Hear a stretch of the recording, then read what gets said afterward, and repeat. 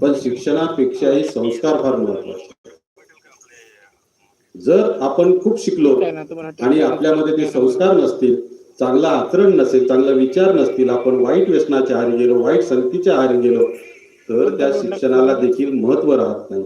आणि म्हणून आजची पिढी, आपण सगळे जे शिक्षण घेत आहात, त्यांना माझी विनंती आहे की पुढील काळामध्ये शिक्षणात थोडासा कमी जास्त असला तरी चालेल, परंतु संस्कारांमध्ये मात्र आपण पूर्णपणे 100% दिलं पाहिजे. संस्कार आपल्यामध्ये 100% असले पाहिजे.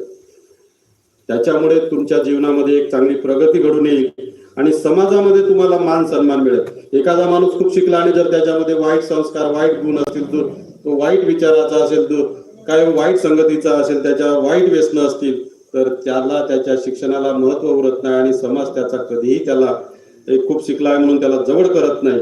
आणि म्हणून या गोष्टीचा देखील आपण विचार कराल आणि त्या पद्धतीने आपलं जीवन जगण्याचा प्रयत्न करावा असं या ठिकाणी सांगतो. सोबतच या ठिकाणी आज खऱ्या अर्थानं युथ फॉर डिजिटल लिटरसी म्हणजे संगणकाचं युग आहे, टेक्नॉलॉजीचं युग आहे. टेक्नॉलॉजीच्या युगामध्ये आपल्याला अनेक आज आपण डिजिटली व्यवहार करतो आहोत. आज तुम्हा सगळ्यांना सांगण्याची काही गरज नाही, आमच्यापेक्षा डिजिटली लिटरसी तुमच्यामध्ये आहे. आणि म्हणून पुढील काळामध्ये आपण, परंतु या ठिकाणी अनेक गुन्हे पण घडत आहेत, काहीतरी क्राईम घडत आहेत, फसवणूक होत आहे. ग्रामीण भागातील लोकांची तर जास्तीत जास्त फसवणूक आहे. तिकडून फोन येतात, तुमचा काहीतरी नंबर लागलाय, तुम्हाला काहीतरी बक्षीस मिळणार आहे, तर तुम्ही एवढे या आपला बँक अकाउंट द्या, हा कोड द्या, तो कॅड द्या, असं की मग काहीतरी सांगून ते तुम्हाला फसवण्याचा प्रयत्न करत असतात. आणि जर आपण त्याच्यासोबत माहिती शेअर केली तर तुमच्या अकाउंट मधला सगळा पैसा गायब करून टाकत असतात. आणि अशा पद्धतीचं फ्रॉड कामं देखील आज मोठ्या प्रमाणात सुरू झालेले आहेत. आणि म्हणून या गोष्टीचा विचार करता आपण तुम्ही जरी हुशार असले पण समाज त्या पद्धतीचा तेवढा डिजिटल लिटरसी त्यांच्यामध्ये आलेली नाही आहे. एक संगणकीय माहिती आपण आपल्या समाजामध्ये आपल्या लोकांना जलसंवर्धन हा महत्वाचा आहे. या ठिकाणी तुम्हाला मार्गदर्शन पण मिळणार आहे. पाणी हेच जीवन आहे. सोबतच हेल्थ इज वेल्थ म्हणतात, या ठिकाणी एक आहे सुदृढ आरोग्य. सुदृढ आरोग्य केव्हा राहील? जेव्हा तुम्ही शारीरिक चांगला व्यायाम कराल, वाईट व्यसनाच्या आहारी जाणार नाही, तेव्हा तुमचं आरोग्य चांगलं राहील. तर त्यासाठी देखील आपण एक सुदृढ आरोग्य ठेवण्याच्या दृष्टिकोनातून आणि पाण्याचा वापर देखील व्यवस्थित, उन्हाळा लागला की ग्रामीण भागामध्ये पाण्याची खूप समस्या असते. पाण्याचं महत्व कळत नाही, पाणी आपल्याला किती प्यायचं आहे तेवढं कळत नाही. एखाद्याला पाणी द्यायचं तर पूर्ण लोटाभर म्हणजे एवढा मोठा ग्लासभर पाणी देतो, तो घूट 2 घूट पिल्यानंतर फेकून देतो.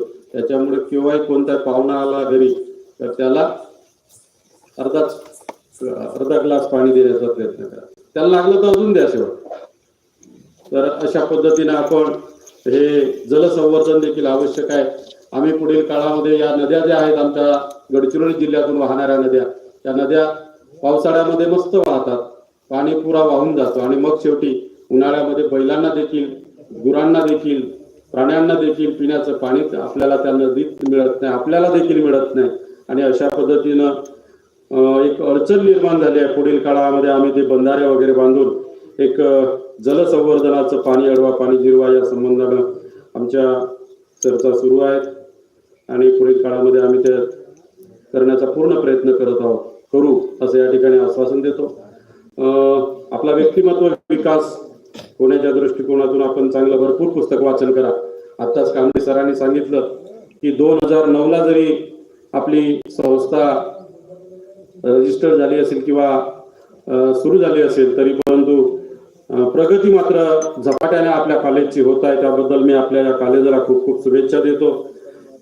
त्या कॉलेजमधून चांगल्या नावालौकिकास येणारे विद्यार्थी घडवत आणि त्या विद्यार्थ्यांच्या हाताने या देशाचा, या गडचिरोली जिल्ह्याचा विकास व्हावा अशी अपेक्षा व्यक्त करतो. आपण सर्वांनी हा शिबिर एक चांगला सक्सेसफुल शिबिर आपण करावं. केवळ आपण या गावात आलो आणि काहीतरी 7 दिवस आपल्याला